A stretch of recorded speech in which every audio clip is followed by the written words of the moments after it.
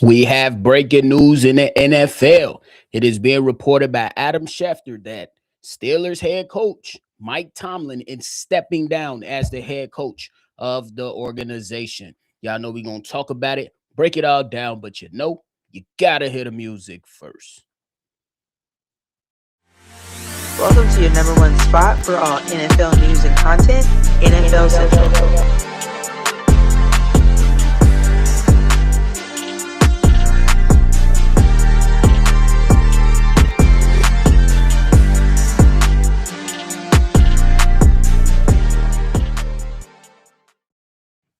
What's going on, NFL fans? Welcome back into another episode of NFL Central, your number one spot for everything NFL. I'm your host here, Bobby, and I'm bringing you the latest around the NFL.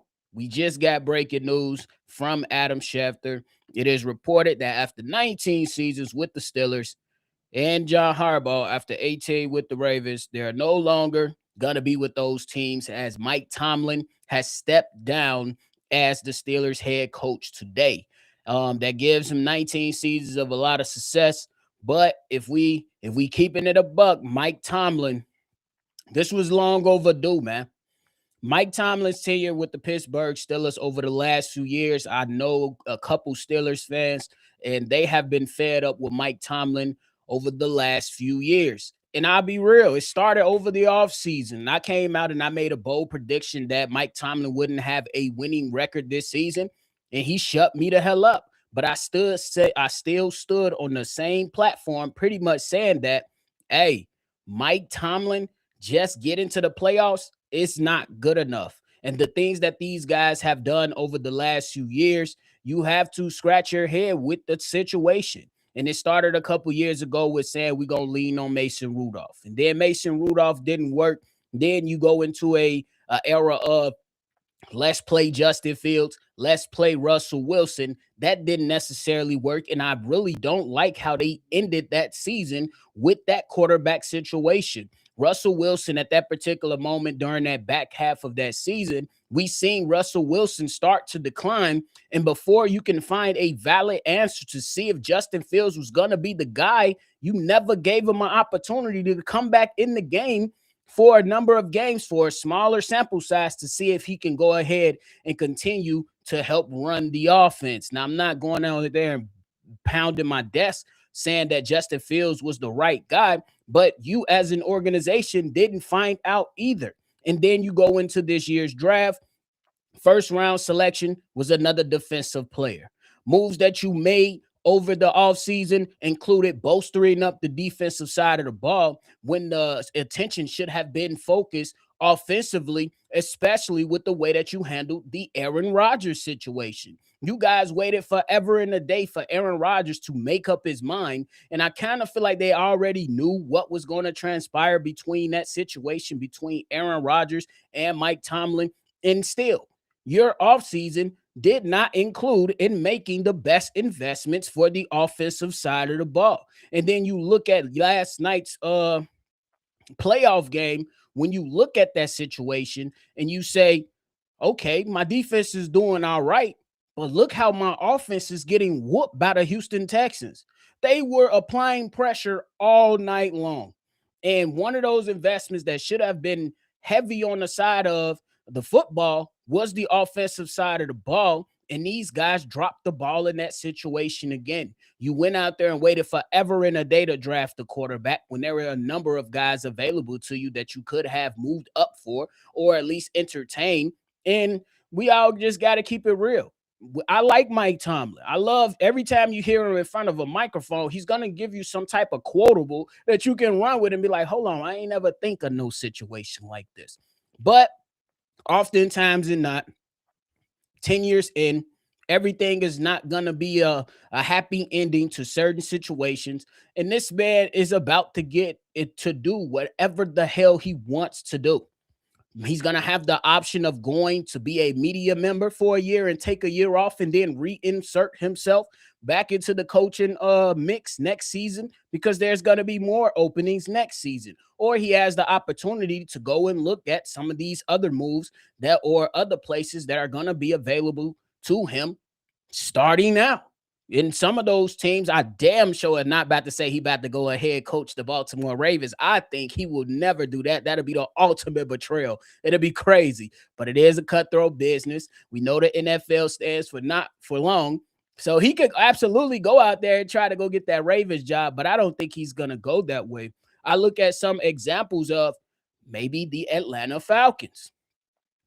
They already have a nice mix of players. Your offensive line is good. You have one of the best running backs in the league. You have a good receiving core with Kyle Pitts, Drake London, Darnell Mooney. You have some weapons offensively. Your offensive line is already intact. Then you have some pieces that you can work with on a defensive side. We talk about James Pierce Jr. You talk about Billy Bowman Jr., who played really well as a rookie, who's going to come back off an injury and be able to do some things for you down in Atlanta.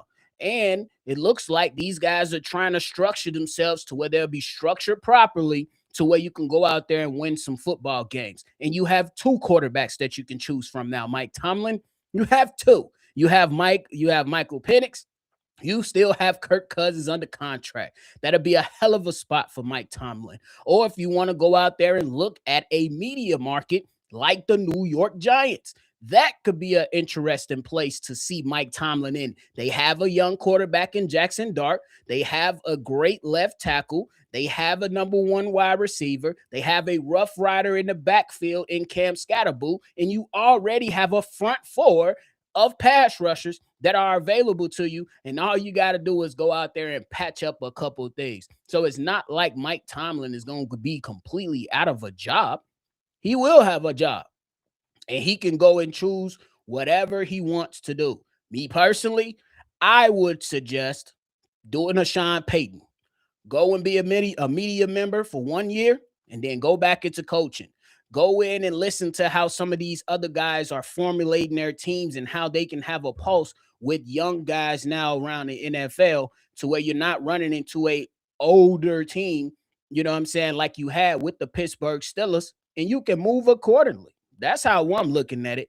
Mike Tomlin is out, but it's a great opportunity right in front of him, regardless if you want to become a media member.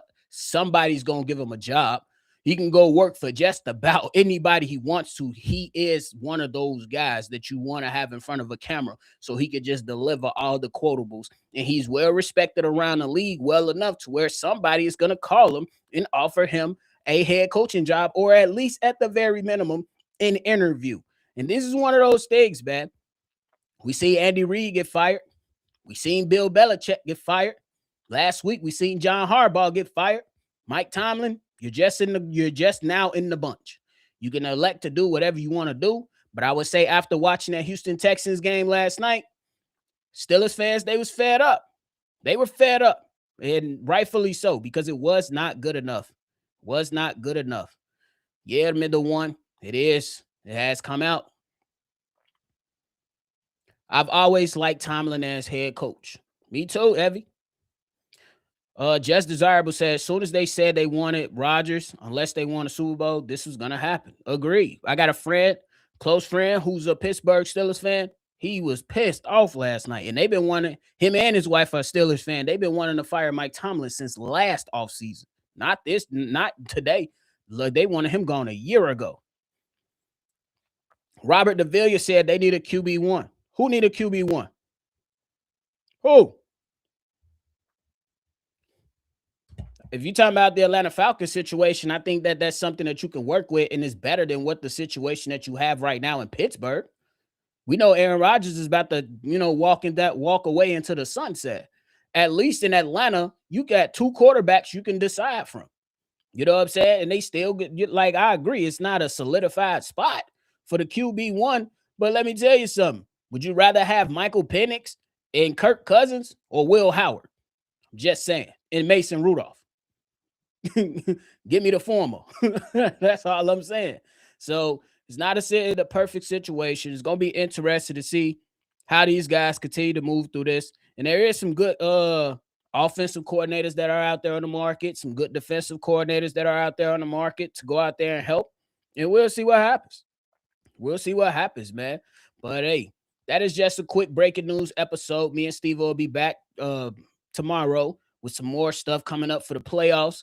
And that's it, man. I appreciate y'all for tuning in.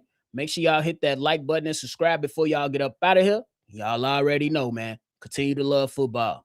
Peace. This has been a presentation of the Breaks